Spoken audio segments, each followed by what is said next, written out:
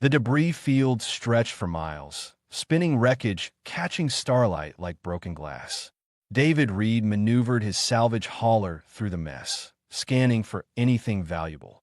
3 days without a decent haul meant 3 days closer to bankruptcy.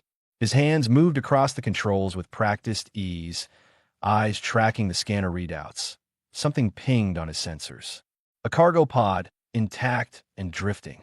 David felt that familiar flutter of hope mixed with caution. Intact pods usually meant two things: either something worth taking, or something illegal enough that whoever lost it would come looking. That he decided to risk it. The retrieval arm pulled the pod into his cargo bay. David sealed his helmet and went down to inspect his find. The pod was unmarked, which already told him this wasn't legitimate cargo. He popped the locks, and the door hissed open. Pelts.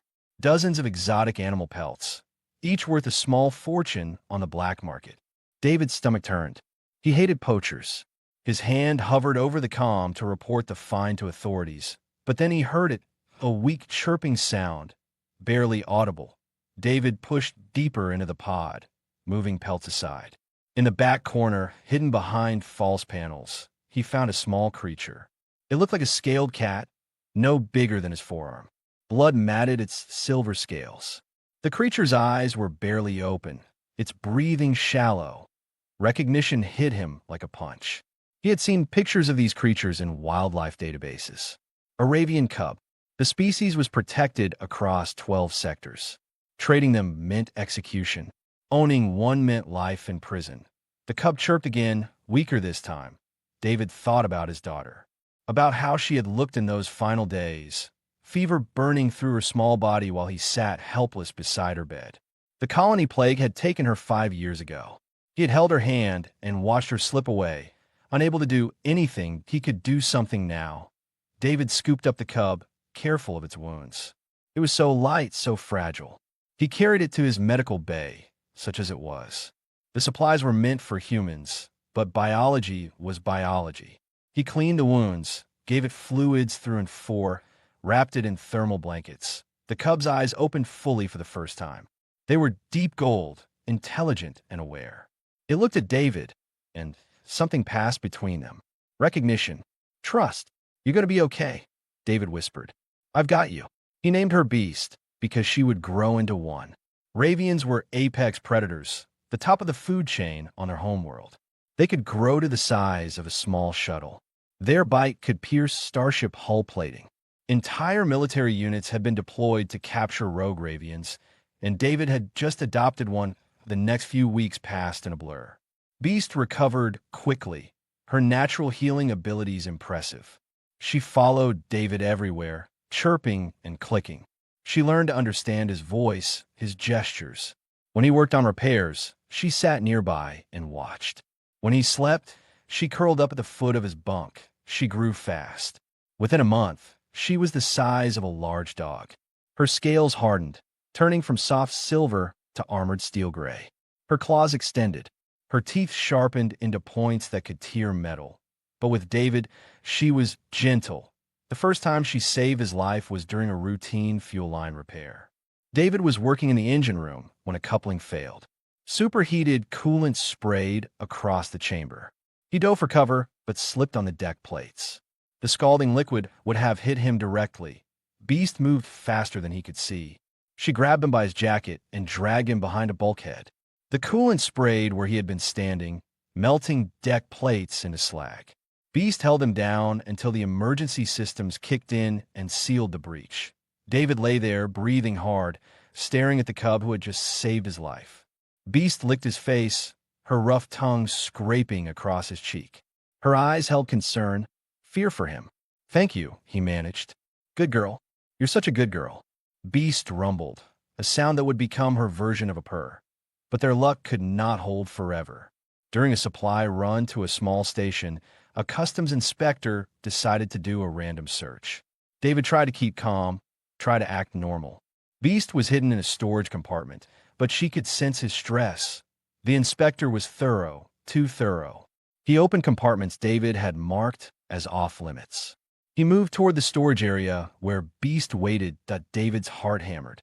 If the inspector found Beast, they were both finished.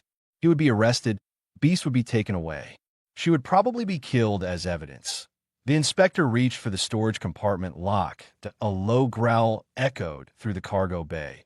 Beast emerged from behind a stack of supply crates, where she had somehow slipped free. She placed herself between David and the inspector, her head low, her teeth visible. She was bigger than the inspector now, all muscle and scales and predator instinct. The inspector stumbled backward, hand going for his sidearm. "No," David shouted, stepping between them. "Don't move. Please, just don't move." He turned to Beast, holding up his hands. "Easy, girl. Easy. He's not going to hurt us. Stand down." Beast's eyes flicked between David and the threat. Every muscle in her body was coiled to spring. But she trusted David. Slowly, reluctantly, she backed down. The inspector stared in shock. "Is that? How did you?" David didn't answer. He just started the undocking sequence, hoping the inspector was too scared to report what he saw. They left the station fast, jumping to hyperspace the moment they cleared the traffic lanes in the cockpit. Beast pressed her massive head against David's shoulder. He scratched behind her ear ridges, feeling her relax. "We can't go back," he said quietly. "You know that, right? We're outlaws now. Both of us." Beast rumbled her agreement. They flew toward the frontier, toward the lawless zones where questions were not asked. David looked at the Beast beside him and felt no regret. He had saved her life. She had saved his. That was enough. That was everything. 6 months in the frontier zones had changed everything. David's ship, once a legitimate salvage hauler, now bore scars from a dozen close calls. Beast had grown into her name. She stood nearly 8 feet at the shoulder now, her scales thick as armor plating. When she moved through the ship's corridors, her claws left scratches on the deck.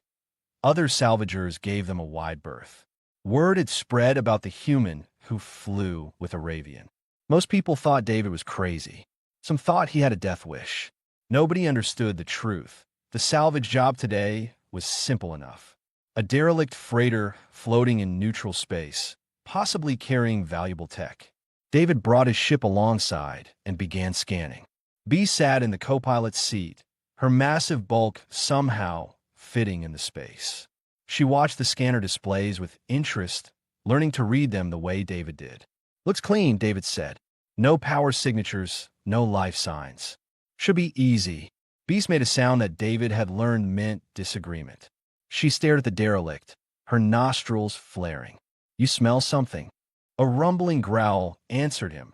David trusted her instincts. He armed the ship's weapons, what few he had. They approached more carefully. The airlock connection sealed, and David suited up. Beast did not need a suit. Her species could survive hard vacuum for short periods. They entered the derelict together. The interior was dark and cold. David's helmet light cut through the blackness. Beast moved ahead, her eyes seeing clearly in the darkness. Her body language screamed caution. They found a cargo bay. It was full of salvage, just as the scan indicated. Medical equipment, ship components, things worth good money. But Beast was still agitated. Then David heard voices. Multiple people, moving through the ship toward their position. Pirates. The derelict was bait, a trap for salvagers like him. "Beast, back to the ship," David ordered, but it was too late. 6 men entered the cargo bay, weapons drawn. They wore mismatched armor and carried military-grade rifles. The leader, a scarred man with cybernetic eyes, smiled. Well, heard rumors about you. The Beast Rider, they call you. Thought it was just talk." David kept his hands visible, non-threatening. "The salvage is yours. We'll leave." "Oh, I don't think so. Your ship is worth more than this junk. And that creature," the pirate leader licked his lips. "Rich collectors would pay millions for a live Ravian." Beast stepped forward, placing herself between David and the pirates. Her lips pulled back from her teeth. The sound she made was nothing like her gentle rumbles. This was a predator's challenge, a promise of violence. The pirates hesitated. Even armed, even with numbers on their side, they felt the fear. Beast was death given form, and she was angry. "Stand down," the pirate leader shouted. "It's just an animal. Shoot it." The pirates raised their weapons. David's hand went to his sidearm. knowing it would not be enough. Beast coiled to spring, ready to tear through them all. Stop! David's voice cut through the tension. Nobody has to die here. Beast paused, waiting for his command. The pirates kept their weapons trained on her. David spoke carefully, keeping his voice calm. You're right. She's just an animal. But she's my animal, and she does what I tell her. You shoot. She'll kill you all before you can finish her. Some of you will die. Maybe all of you. The pirate leader's finger tightened on the trigger. So what do you suggest? Let's walk away. Keep the salvage. Nobody dies, and you don't have to explain to your crew families why they're not coming home. Silence stretched. David could feel Beast's muscles trembling with restrained violence. She wanted to attack. Every instinct told her to eliminate the threat. But she trusted David, so she waited. The pirate leader finally lowered his weapon. Get out. Take your monster and get out. David backed toward the exit, Beast moving with him. They kept eye contact with the pirates until they reached the airlock. Once aboard David's ship, they disconnected and burned hard away from the derelict. Inside the cockpit, David's hands shook with released adrenaline. Beast pressed against him, making worried sounds. She could sense his fear, even after the danger had passed. It's okay, girl. You did good. You did exactly right. But the encounter had consequences. Within days, the story spread through every frontier station and outpost. The Beast Rider had faced down 6 armed pirates without firing a shot. He controlled a full-grown Ravian with just his voice. Some versions said he could speak to animals. Others said he had psychic powers. Job offers started coming in. Colonies facing raider problems. Mining operations being extorted by criminals. Places where the authorities could not or would not help. They wanted the Beast Rider's protection. David took the first job because the money was good. A small mining colony, barely 200 people, harassed by a gang that stole their supplies and equipment. The local security force was 3 old men with outdated rifles. David and Beast arrived at night. They set up positions around the colony's supply depot, the gang's usual target. Beast hid in the shadows, nearly invisible despite her size. David waited on a rooftop with a rifle. The gang came just after midnight. 12 of them, armed and confident. They had raided this colony a dozen times before. Easy money. Beast hit them from behind, moving like a shadow come to life. She bowled over 3 men before they knew she was there. The others spun, firing wildly into the darkness. They could not see her, but they could hear her. That terrible growl, coming from everywhere at once. David's voice cut through their panic. Drop your weapons and run. This is your only chance. The gang leader tried to rally his men, tried to organize a defense. Then Beast stepped into the light. All 8 feet of armored death, her claws extended, her teeth visible in the moonlight. Blood from the first 3 attackers dripped from her jaws. The gang broke and ran. Some dropped their weapons. Others kept them, but never looked back. Beast started to give chase. Let them go, David called. They learned their lesson. Beast returned to his side, rumbling with satisfaction. The colony was safe. Word would spread. This colony was under the Beast Rider's protection now. The colonists emerged, cheering and celebrating. Children approached carefully, wanting to see Beast up close. She lowered her head, allowing them to touch her scales. So gentle with the innocent, so terrible to threats. David watched and understood something important. They had found their purpose. Not salvage, not running. Protection. Making the frontier safer for people who could not protect themselves. Beast looked at him, those golden eyes holding intelligence and trust. Yeah, girl, David said quietly. I think we found our calling. The Galactic Council investigator arrived without warning.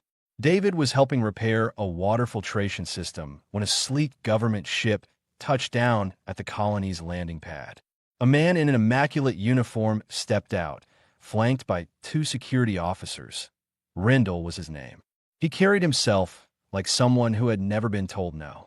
His credentials were legitimate, his authority absolute. He had come to investigate reports of a human illegally possessing a protected species. David wiped grease from his hands and met him at the landing pad. Beast was nearby, her presence impossible to ignore. She was bigger now, nearly shuttle-sized, her scales gleaming in the afternoon sun. David Reed, Rendell said, consulting a datapad.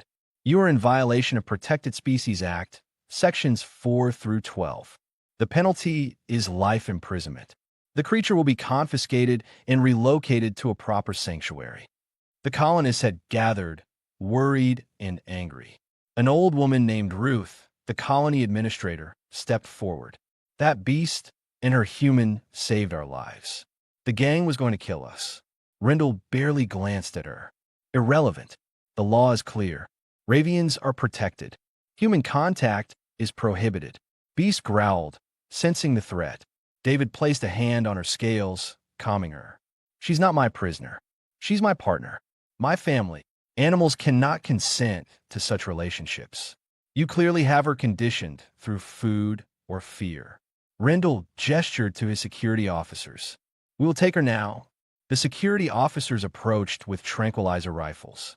Beast's growl deepened, became a sound that vibrated through the ground. The officers stopped, their training fighting their instincts. David stepped between them and Beast. Don't. Please. She'll defend herself, and people will die. Then restrain her, or we will do it by force. Before anyone could move, alarms blared across the colony. Every comm unit activated simultaneously. A distress signal, automated and desperate. A passenger liner, the Horizon's Dream, under attack in nearby space. Over 400 people aboard. Hive drones had breached the hull that Rendell's security officers immediately moved toward their ship. We need to respond. Rendell checked his datapad, his face grim. Nearest military response is 2 hours away. The liner will be overrun by then. David was already running toward his ship. Beast followed, her massive body moving with surprising speed. Rendell shouted after them, demanding they stop, but David ignored him. Inside his ship, David began the launch sequence. Beast settled into her position in the cargo bay, the space modified to accommodate her size. Through the cockpit window, David saw Rendell arguing with his officers. Then, unexpectedly, Rendell ran toward David's ship. He climbed aboard just before the ramp sealed. What are you doing? David demanded. My duty. Those people need help. Rendell strapped into a seat, his face pale but determined. I'm also here to witness your inevitable death, so I can tell the council that the Ravian problem solved itself. David did not waste time arguing. The ship lifted off and punched through the atmosphere. Beast roared her readiness, the sound echoing through the hull. The liner appeared on sensors, surrounded by a cloud of hive drones. The insectoid creatures swarmed over its hull like flies on dead meat. Sections of the liner were already dark, atmosphere venting into space. Rendell stared at the tactical display. This is suicide. One ship against thousands of drones. We fought worse. David said simply that he brought the ship in close, weapons firing to clear a path. The drones were individually weak, but numerous. They attacked in coordination, thinking as a single organism. David's shields flared under their assault. Beast, you ready? David called, but a roar answered him. The cargo bay doors opened, exposing her to vacuum. Beast species had evolved for hunting in space, their bodies capable of surviving without air for hours. She launched herself toward the liner, claws finding purchase on its hull. Rendell watched in stunned silence as Beast tore through drone clusters, her movements graceful despite the zero gravity. She breached the liner's hull and disappeared inside.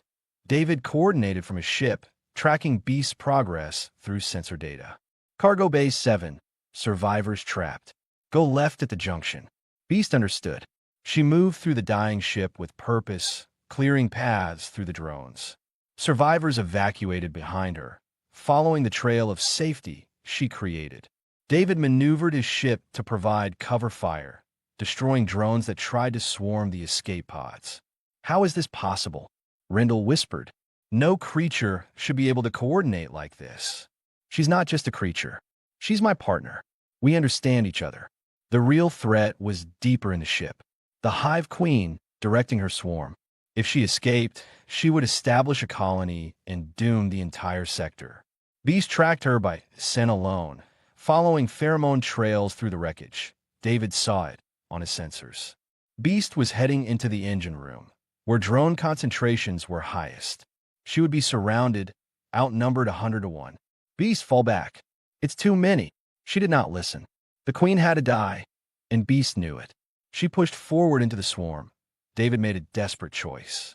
He aimed his ship at the liner's hull, where Beast was fighting. Full thrust, no hesitation. The impact was tremendous, shaking his ship to its core. Metal screamed. Alarms wailed. But the collision scattered the swarm, gave Beast an opening. She reached the queen. The fight lasted seconds. The queen was large and protected, but Beast was rage given form. When it was over, the queen lay dead and the swarm lost cohesion. Get out of there, David shouted. Beast grabbed a maintenance cable and swung back toward his ship. David caught her with the cargo bay doors, pulling her inside just as the liner's core went critical. They burned away at maximum thrust, escaping the explosion by seconds. In the cockpit, silence. Rendell sat frozen, processing what he had witnessed. All 437 survivors had been evacuated. Every single one, thanks to the human and his beast. I need to revise my report, Rendell said quietly. David did not answer. He was already heading to the cargo bay, where Beast waited. She was wounded, bleeding from dozens of small cuts. David treated each one carefully, his hands gentle despite their shaking. You scared me, girl. Don't do that again. Beast rumbled, pressing her massive head against his chest. They had saved everyone. That was what mattered. Rendell appeared in the doorway, watching them. His expression had changed, the certainty replaced by doubt. The council needs to hear about this. About what you've done. Will they care? David asked bitterly. They will, because I'll make them care. Rendell's report changed everything. The Galactic Council debated for 3 days before issuing their decision. Full pardons for both David and Beast. More than that, official recognition as independent contractors. Survivor testimonies had been overwhelming. 437 people owed their lives to a human and a Ravian working together. The galaxy took notice. News services ran the story constantly. Images of Beast tearing through Hive drones while David coordinated the rescue became iconic. Some called them heroes. Others called them dangerous. Everyone called them effective. Admiral Stone contacted David a week after the pardons came through. The military officer's message was brief but intriguing. A colony world had gone dark. Haven's Point, population 8,000, mostly agricultural workers and families. Last transmission mentioned things coming from below. Military suspected hive infestation, but could not risk a full deployment without confirmation. Stone needed scouts. People who could handle themselves against impossible odds. People who were already legends for fighting hives. David accepted the contract. Beast sensed his tension and stayed close as they traveled toward Haven's Point. The journey took 4 days. Beast spent the time sleeping and eating, building up her strength. She knew danger was coming. Her instincts were never wrong. Haven's Point appeared on their sensors, quiet and dark. No lights on the surface. No communication signals. No ship traffic. The planet looked dead. They landed on the colony's outskirts, near the main settlement. David wore full combat gear, weapons loaded and ready. Beast moved ahead, her nostrils flaring as she tasted the air. Her body language screamed warning. The colony was intact, but empty. Houses stood undamaged. Equipment was still running. Food sat on tables, partially eaten, but no people, not a single living soul. It's like they all just vanished, David muttered into his comm, recording observations for Stone. Beast led him toward the colony center, following some scent trail David could not detect. They found the entrance to the mining tunnels, large doors standing open. Darkness waited beyond. David activated his helmet lights, and they descended into the tunnels. The temperature dropped immediately. The walls were rough-cut stone, marked with tool scars and blast patterns. Mining equipment sat abandoned in side passages. Then they found the webbing. Not like hive webbing, which was sticky and organic. This was different, silk-like and strong. It covered walls and ceilings in thick sheets. Not hives, David reported. Something else. Beast's growl echoed through the tunnel. She had found something. David followed her to a side chamber where colonists hung in cocoons, dozens of them. They were alive, but unconscious, their bodies wrapped in silk that kept them sedated. David cut one free, an older man who groaned as he woke. What happened? Burrow hunters, the man gasped. They came from the deep tunnels. We thought they were extinct. They took us. All of us. David knew the species from old military briefings. Pack predators, intelligent and strategic. They did not kill their prey immediately. They stored them, kept them alive for later consumption. The situation had just become much worse than a hive infestation.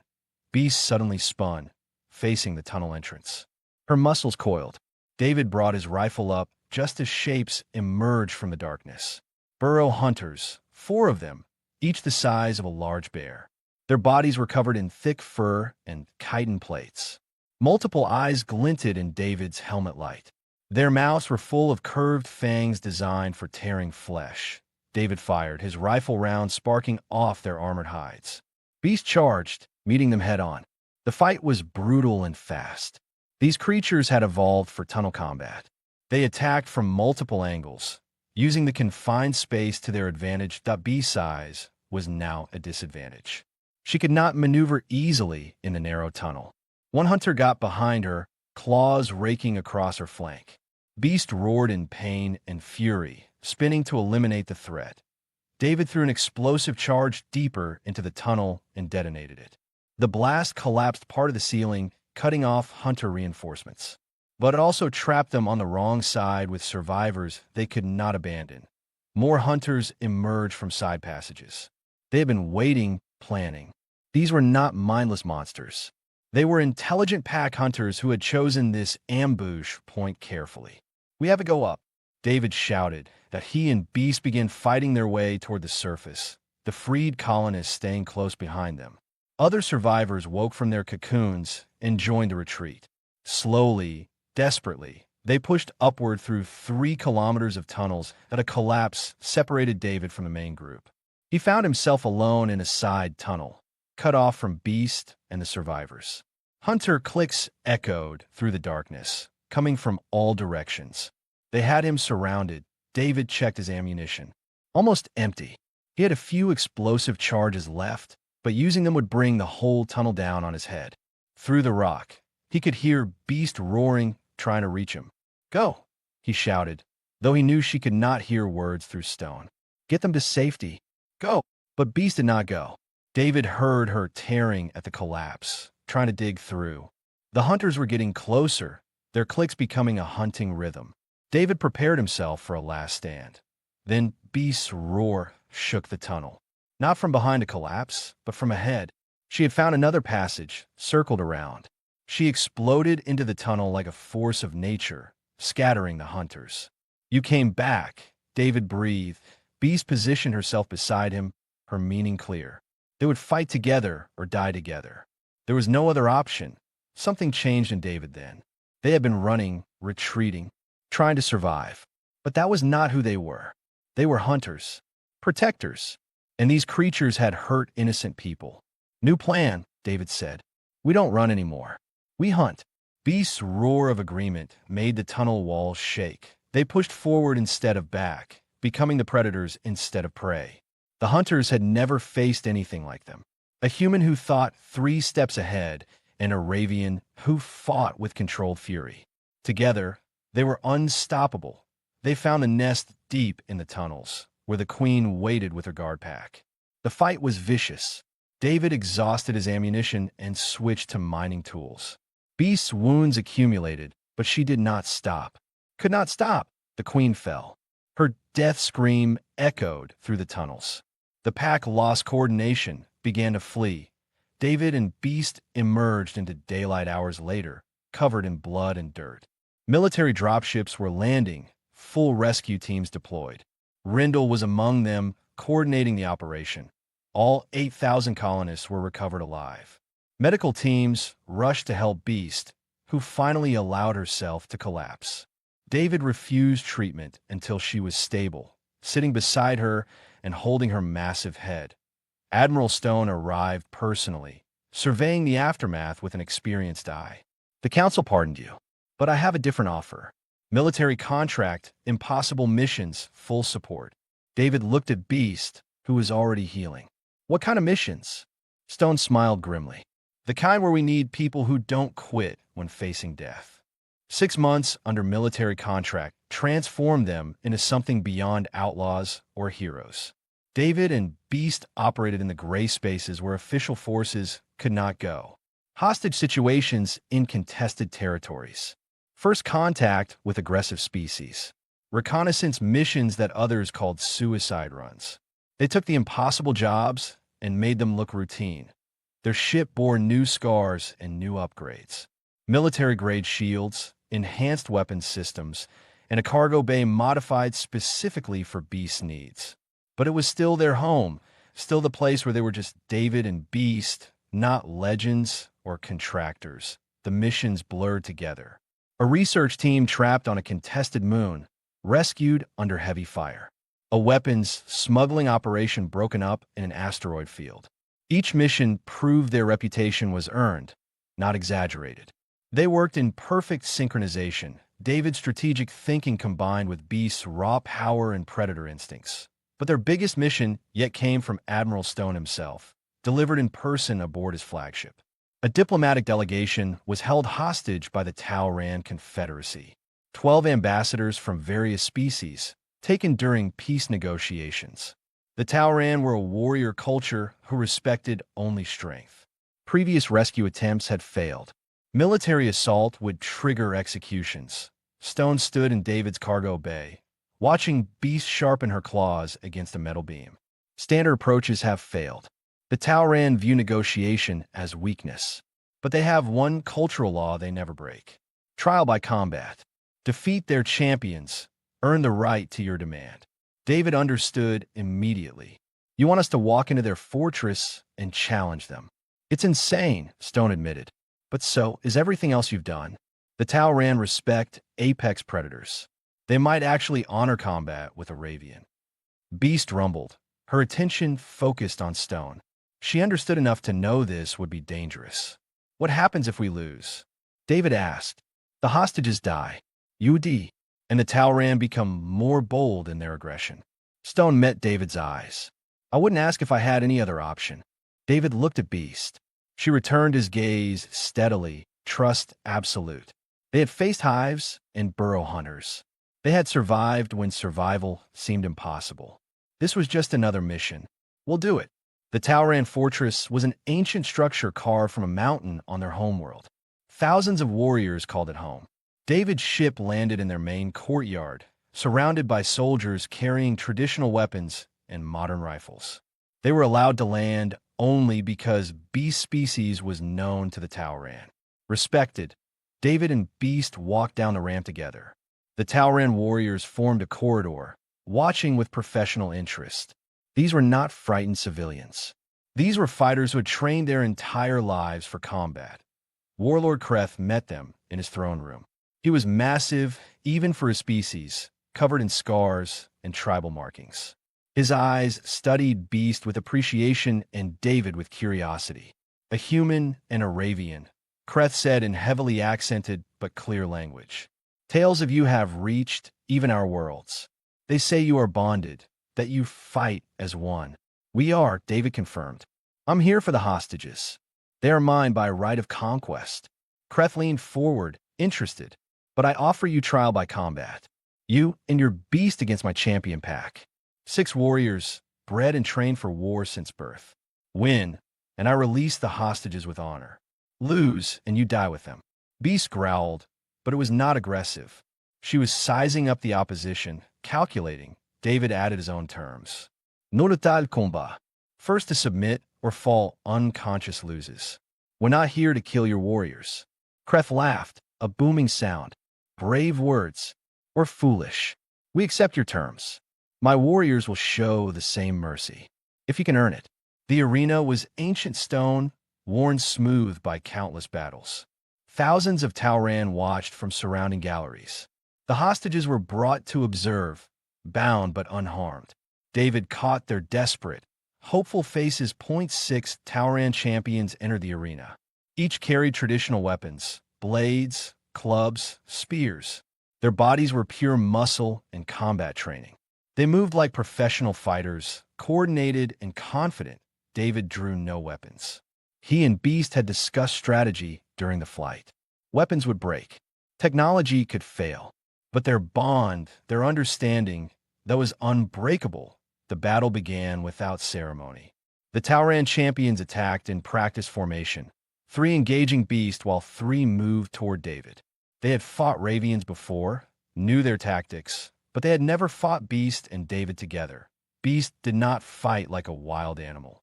She fought with discipline, using her size and strength precisely. When David called directions, she responded instantly. When he was threatened, she was there. They moved like parts of a single organism. David used the arena's features, the environment itself becoming a weapon. He led 2 warriors into a position where Beast could drive them back. When Beast was momentarily pinned, David created an opening with a desperate tackle. The fight lasted minutes but felt like hours. David took several hard hits, feeling ribs crack. Beast accumulated wounds, her scales scratched and dented. But they did not stop, could not stop. The turning point came when David went down hard, a Tauran warrior's club catching him across the temple. He dropped, consciousness flickering. Through blurred vision, he saw the warrior raising his weapon for a finishing blow. Beast was there instantly, placing herself over David's body. She faced all 6 warriors alone, daring them to reach him. Her stance said everything. They would have to kill her first. The Tauran warriors paused. They recognized something in that moment. True pack loyalty, the kind of bond their own culture valued above all else. They had come to test strength, but found something more impressive. David recovered, his head clearing. He stood slowly, Beast never leaving his side. Together, they faced the remaining champions. The Tauran came at them again, but something had changed. They were fighting with respect now, not contempt. The last warrior fell when Beast swept his legs while David disarmed him. The arena fell silent. Then Kreth stood, his voice booming across the space. "Worthy, you have proven yourselves warriors of honor." The hostages were released immediately. Kreth himself saw them to David's ship, treating them with respect. As David prepared to leave, Kreth approached Beast, speaking in his own language. Beast rumbled in response, some understanding passing between warriors. "What did he say?" David asked. Kreth smiled. "I told her she brings honor to her species, and I offered alliance. The Tauran respect strength, but we revere loyalty. You have shown us both." They departed with the hostages safe and a new ally gained. In the ship's cargo bay, David treated Beast's wounds while she treated his. They had survived another impossible mission. Admiral Stone's message was waiting when they reached communication range. More offers, more missions, more chances to prove themselves. David read them and looked at Beast. "What do you think, girl? Should we keep doing this?" Beast's answering rumble needed no translation. They were exactly where they belonged. News of the Tauran victory spread faster than wildfire through jump space. Within days, every species with communication technology knew the story. A human and a Ravian had walked into a warrior fortress, fought 6 champions, and walked out with hostages and an alliance. The impossible made real. Offers flooded in from every corner of known space. Mercenary groups wanted to hire them. Governments wanted to employ them.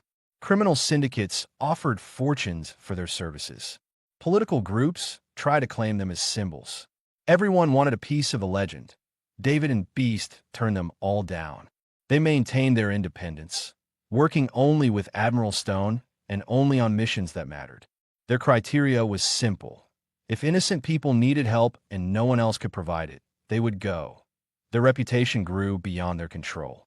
Children played games pretending to be the Beast Rider and his companion. Artists created sculptures and paintings.